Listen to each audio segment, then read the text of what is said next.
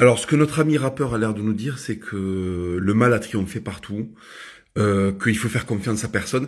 Mais en fait, tout le monde ne vit pas dans des milieux criminels de la sous-banlieue, des grands ensembles, des grandes métropoles américaines. En fait, il y a des gens qui grandissent dans des milieux où il y a des gens qui leur ressemblent autour, et les gens qui leur ressemblent autour ne sont pas des gens qui vont systématiquement les trahir, en fait. Voilà. Donc, en fait, cette interview, je suis tombé dessus, ce sont des paroles sataniques. Le mal n'a pas triomphé. Bien sûr que l'humanité est décevante, bien sûr que 80% des gens sont décevants, mais en fait ce qui se passe c'est qu'au bout d'un moment, si vous avez ce qu'on appelle du discernement, vous allez faire le tri et vous allez attirer des gens bien. Moi, grâce à Dieu, je suis entouré de gens qui ont une belle éthique morale, qui sont des gens bien. Donc avec le temps, ça a été l'inverse que ce monsieur rappeur prétend. En fait, j'ai pu faire confiance à de plus en plus de gens. C'est juste qu'il faut trier les gens qu'on fréquente, voilà. D'où l'intérêt de sortir du ghetto. C'est tout l'intérêt de sortir du communautarisme, en fait.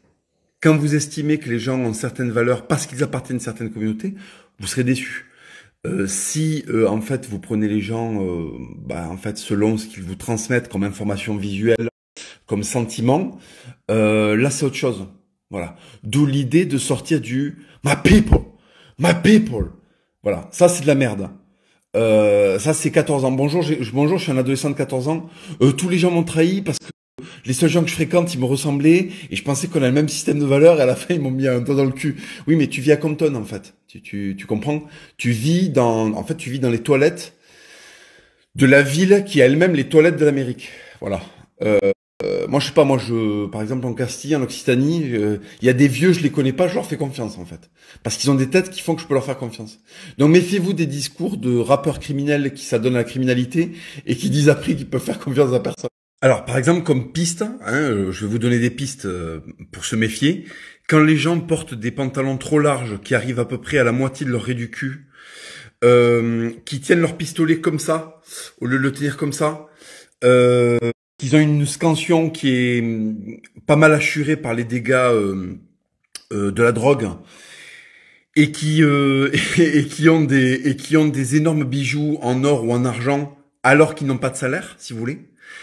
Ces gens-là, effectivement, peuvent avoir tendance à vous trahir et à avoir des comportements asociaux et à être ingrats. Voilà. Ça s'appelle en fait baigner dans un seau de merde. Voilà.